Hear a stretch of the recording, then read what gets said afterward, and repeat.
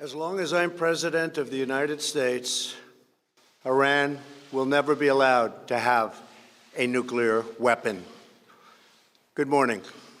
I'm pleased to inform you the American people should be extremely grateful and happy. No Americans were harmed in last night's attack by the Iranian regime. We suffered no casualties. All of our soldiers are safe, and only minimal damage was sustained at our military bases. Our great American forces are prepared for anything. Iran appears to be standing down, which is a good thing for all parties concerned and a very good thing for the world. No American or Iraqi lives were lost because of the precautions taken, the dispersal of forces, and an early warning system that worked very well. I salute the incredible skill and courage of America's men and women in uniform.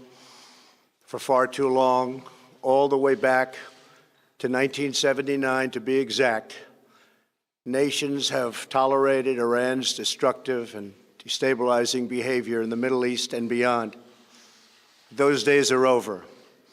Iran has been the leading sponsor of terrorism, and their pursuit of nuclear weapons threatens the civilized world. We will never let that happen. Last week, we took decisive action to stop a ruthless terrorist from threatening American lives. At my direction, the United States military eliminated the world's top terrorist, Qasem Soleimani. As the head of the Quds Force, Soleimani was personally responsible for some of the absolutely worst atrocities. He trained terrorist armies, including Hezbollah, launching terrorist strikes against civilian targets. He fueled bloody civil wars all across the region. He viciously wounded and murdered thousands of U.S. troops, including the planting of roadside bombs that maim and dismember their victims. Soleimani directed the recent attacks on U.S. personnel in Iraq that badly wounded 4 service members and killed 1 American, and he orchestrated the violent assault on the U.S. Embassy in Baghdad. In recent days, he was planning new attacks on American targets, but we stopped him.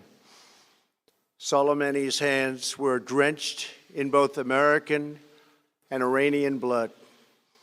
He should have been terminated long ago. By removing Soleimani, we have sent a powerful message to terrorists. If you value your own life, you will not threaten the lives of our people. As we continue to evaluate options in response to Iranian aggression, the United States will immediately impose additional punishing economic sanctions on the Iranian regime. These powerful sanctions will remain until Iran changes its behavior. In recent months alone, Iran has seized ships in international waters, fired an unprovoked strike on Saudi Arabia, and shot down 2 U.S. drones. Iran's hostilities substantially increased after the foolish Iran nuclear deal was signed in 2013, and they were given $150 billion, not to mention $1.8 billion in cash. Instead of saying thank you to the United States, they chanted death to America. In fact, they chanted death to America the day the agreement was signed. Then Iran went on a terror spree, funded by the money from the deal, and created hell in Yemen, Syria, Lebanon, Afghanistan, and Iraq. The missiles fired last night at us and our allies were paid for with the funds made available by the last administration. The regime also greatly tightened the reins on their own country, even recently killing 1,500 people at the many protests that are taking place all throughout Iran. The very defective JCPOA expires shortly anyway and gives Iran a clear and quick path to nuclear breakout. Iran must abandon its nuclear ambitions and end its support for terrorism. The time has come for the United Kingdom, Germany, France, Russia, and China to recognize this reality. They must now break away from the remnants of the Iran deal, or JCPOA. And we must all work together toward making a deal with Iran that makes the world a safer and more peaceful place. We must also make a deal that allows Iran to thrive and prosper and take advantage of its enormous untapped potential. Iran can be a great country.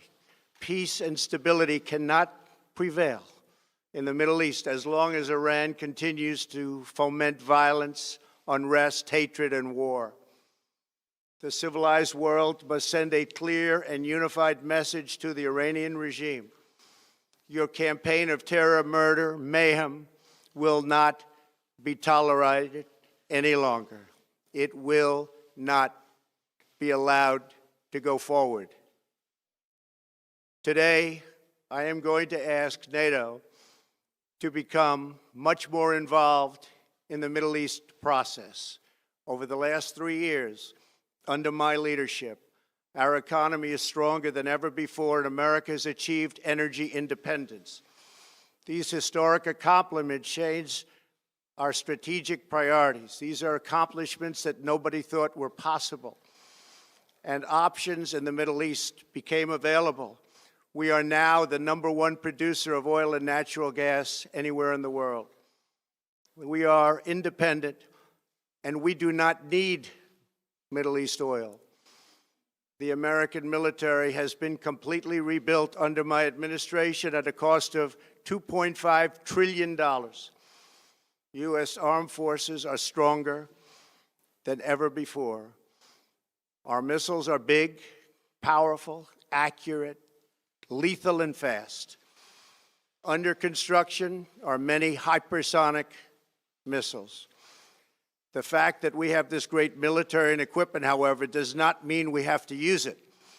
We do not want to use it. American strength, both military and economic, is the best deterrent. 3 months ago, after destroying 100% of ISIS and its territorial caliphate, we killed the savage leader of ISIS, al-Baghdadi, who was responsible for so much death, including the mass beheadings of Christians, Muslims, and all who stood in his way. He was a monster. Al-Baghdadi was trying again to rebuild the ISIS caliphate and failed. Tens of thousands of ISIS fighters have been killed or captured during my administration. ISIS is a natural enemy of Iran.